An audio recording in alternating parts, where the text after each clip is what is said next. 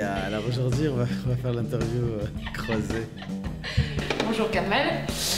Donc, oh là là, pardon, il faut que je recommence.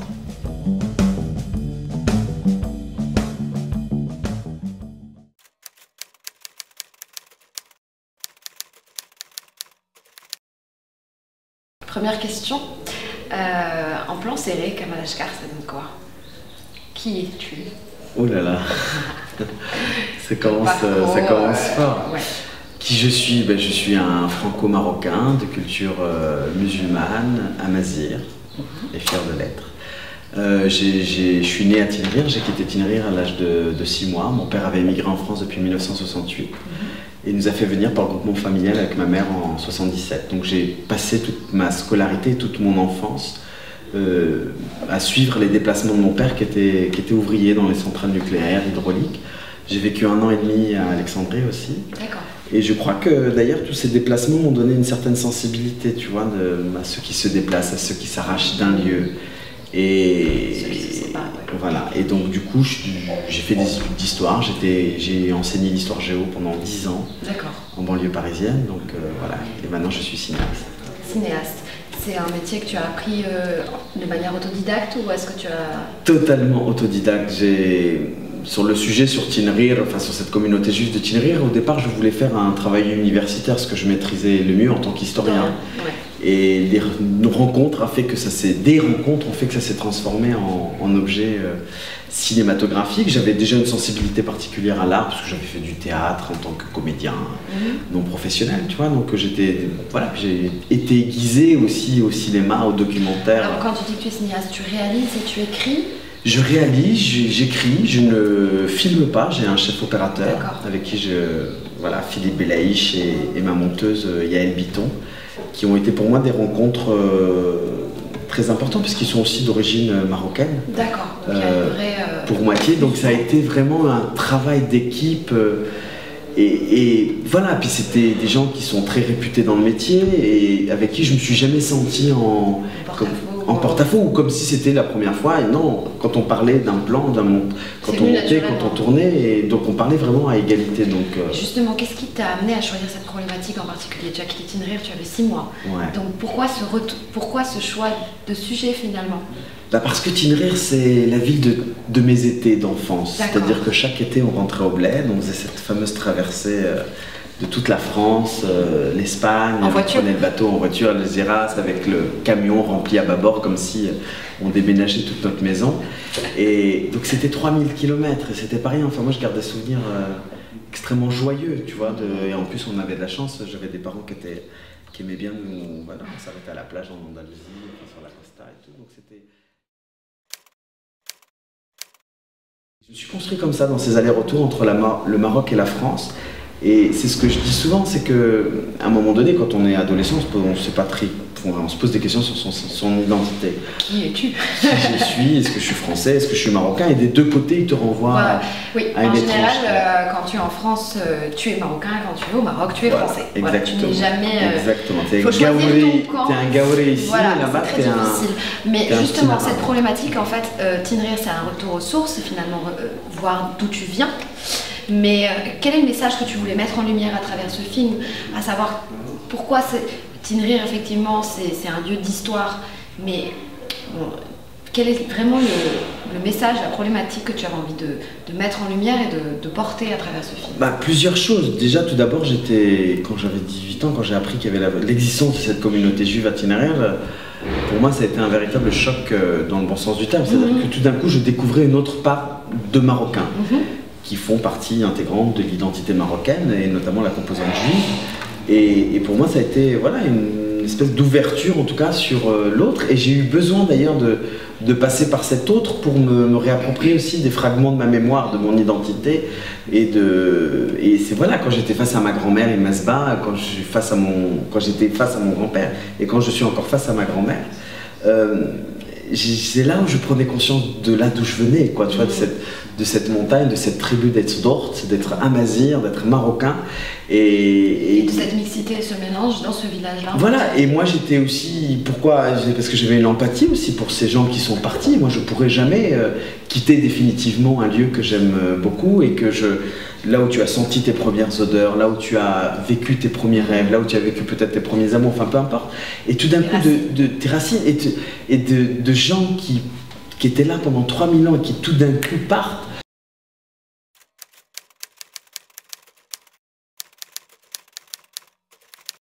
Comme si le Maroc n'avait pas été païen, comme si le Maroc n'avait pas été chrétien, comme si le Maroc n'avait pas été autre chose que et arabo-musulman à partir du 7e siècle.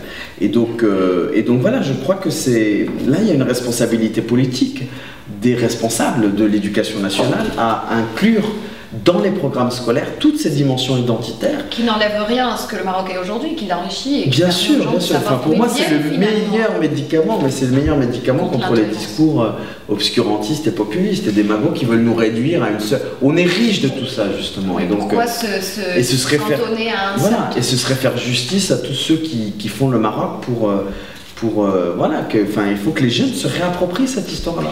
Et alors, en particulier pour ce film, il y a quand même particulièrement difficile à visionner. Il y a effectivement une version courte sur YouTube, il y a un aperçu sur Vimeo, etc. Mais comment tu expliques le fait qu'il a été difficile de le diffuser de manière que j'aille voir ce film au Mégarama, que j'aille voir ce film dans un cinéma, dans toutes les villes du Maroc. Comment expliques-tu ces difficultés? Est-ce que tu penses que ce film dérange? Oui, il a dérangé certaines franges idéologiques de la population, les barbus, les islamistes et les... comment on les appelle ça, les nostalgiques, les panarabistes. D'accord. Les nostalgiques de l'époque nassérienne, je ne sais quoi. Enfin, cette mythologie de l'unité du monde arabe qui n'a jamais existé, qui n'existera jamais. Voilà. Qui n'existera jamais. Et donc, voilà, il a été critiqué, mais la majorité des Marocains. Ce qu'il faut savoir, c'est que le film a été coproduit par 2M, donc diffusé en prime time avec des millions de téléspectateurs. Donc ça, c'est la version courte, 52 minutes, qui est encore visible sur le site de 2M et en replay sur YouTube, Dailymotion, etc., etc. Le film est sorti en salle, ça fait depuis 2 ans et demi que je tourne dans tous les festivals internationaux avec le film, pour le présenter. Il a été présenté plusieurs fois aussi au Maroc. Parfois non sans difficulté, avec le pire c'est l'autocensure, des gens qui vous invitent et comme par hasard à un moment donné les islamistes vous mettent sur une liste de normalisateurs avec Israël et tout d'un coup on va vous annuler votre film. Pour moi ça c'est ces gens-là. Est-ce que tu penses qu'on a assimilé le film à une espèce de propagande d'amitié avec les juifs et que c'est pour ça qu'il n'a pas été non, ce que me reproche, parce qu'on a toujours ce sentiment de... Alors que le film ça n'a rien à voir avec le conflit israélo-palestinien, je parle de Marocains qui sont partis pour le coup en Israël, ils auraient pu partir en Papouasie, en Guinée-Bissau, je ne sais où, et je serais allé là-bas. Il se trouve qu'ils sont partis là-bas. Je sais, en même temps, je ne suis pas complètement con, que c'est aussi une terre particulière.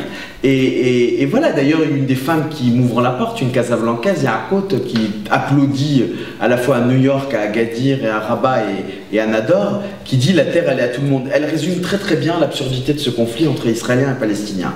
Mais mon sujet, c'est pas ça. Non, c'est pas le sujet, mais ce que je voulais dire, c'est que c'est comme si on acceptait, quand on traite de ces sujets, du rapport musulman et juif, qu'il soit au Maroc ou ailleurs, qu'on acceptait dans nos pays à nous, que la vision où on n'a jamais été amis, on s'est jamais mélangé, et rien qui ne pourrait nuancer le propos un petit peu véhément qui nourrirait justement ce conflit où on est censé toujours avoir une position de pro-arabe entre guillemets. Exactement. C'est comme si voilà, on montre un autre éclairage de cultures qui se sont mélangées, qui n'ont pas été en heurts, qui ont été en mélange. Mais je pense que si j'avais fait un film seulement sur... s'il n'y avait pas cette partie en Israël, le film n'aurait posé aucun problème. Donc tu penses que c'est ça? Oui, c'est parce que qu'est-ce qu'ils me reprochent à Tadjid? Ils m'ont accusé que j'étais un agent du Mossad, que je travaillais pour Israël et que mon film était une tentative de normalisation avec l'entité sioniste comme ils disent.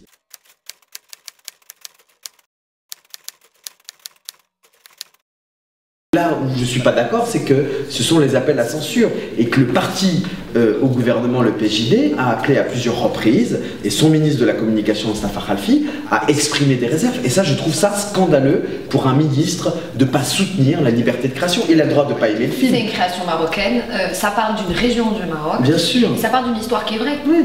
Et en plus, la majorité de la population était plutôt... Alors, en fait, c'est ma prochaine question. Quels sont les échos des échos du Mellah? Très bien, je reçois jusqu'à encore aujourd'hui à la fois des échos internationaux, des gens qui ont vu le film de Hong Kong. J'ai fait toute une tournée américaine. Le film a été présenté en Europe un peu partout. Au Maroc, le film a reçu beaucoup de prix. Et au Maroc, les gens, on a fait récemment une projection à Tinrir, oui, le 20 avril, et c'était juste extraordinaire, c'était magique, c'était une fête populaire, les gens sont venus, les autorités officielles ont soutenu. Bon, le PJD n'est pas venu à boycotter alors qu'on les avait... plus d'essence. On les avait invités, mais le principal c'est que ça a été une réussite vraiment... c'était vraiment une fête de la fraternité, c'est-à-dire que des gens de Casablanca sont venus, Dina, que tu connais aussi, et d'autres personnes de Jamaïque, de Guelmim, de très loin, pour assister à cette... C'est une réunion en fait à l'écran d'une histoire que tout le monde a voulu oublier. Oui, et puis surtout les gens avaient envie de fouler le pied de là où le film où tout a commencé finalement. En fait, quand tu as commencé à travailler sur ce film, qu'est-ce que tu espérais que ça provoque? On a du mal, vous savez, quand on accouche d'une œuvre artistique, on a du mal à se projeter, surtout que pour moi c'était la première œuvre. Moi, mon objectif, c'était d'essayer de faire la plus belle chose qui soit, qui me corresponde le plus. Et effectivement, que ça plaise, etc. etc.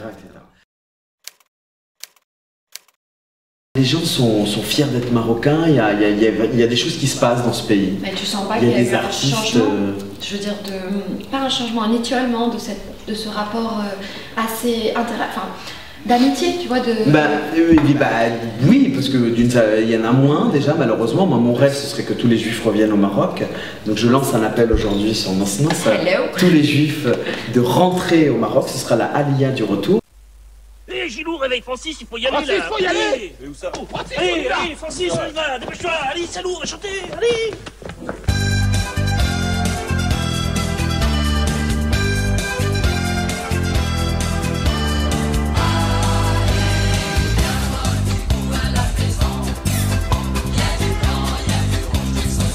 Et c'est ça le Maroc, et c'est ça que j'avais envie de...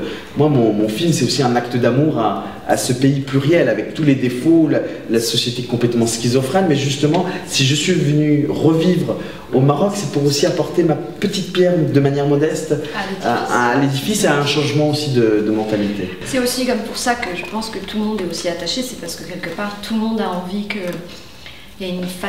chaque facette du Maroc est passionnante, quelle qu'elle soit.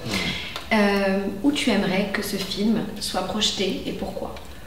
Moi je rêverais, mais je ne crois pas que ça va se passer avec le gouvernement actuel du PJD, que le film passe dans toutes les écoles marocaines. J'aimerais qu'il devienne un outil. Alors là, ce serait moi qui ai été prof, j'étais un pédagogue, ce serait mon rêve le plus de montrer. J'ai fait déjà une magnifique projection à la prison de Salé avec des détenus. C'était qui avait, le festival T-Art qui m'a donné cette opportunité avec l'Intifahra. Et c'était juste extraordinaire, cette communion qu'il y avait entre nous, les artistes, et ces jeunes détenus entre 15 et 18 ans, qui pour beaucoup d'entre eux, c'était la première fois, découvraient à l'écran une autre facette du Maroc, cette pluralité marocaine. Et donc mon rêve, ce serait que ce film soit diffusé un jour dans les écoles et devienne un outil pédagogique. Il est étudié dans les universités. On est bien d'accord, c'est pas un outil politique, c'est un outil d'apprentissage de l'histoire. Oui, d'apprentissage de l'histoire. Pour moi, c'est aussi un objet politique dans le sens, mais au sens noble du terme, au sens noble grec, c'est-à-dire qui crée du lien social, qui crée de la discussion et qui crée du débat.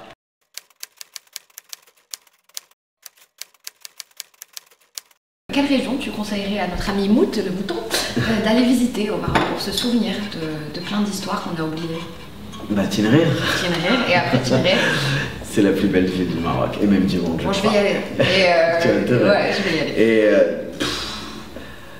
moi je suis émerveillé à chaque fois. Tu sais, j'étais l'année dernière, on m'a fait découvrir Guelmim, Sidi Fini, et j'étais juste. J'ai découvert la culture sahraoui. J'étais juste mais ébahi par la beauté des paysages, par la beauté de la langue, par la beauté des gens et par la beauté voilà, des couleurs. Et voilà.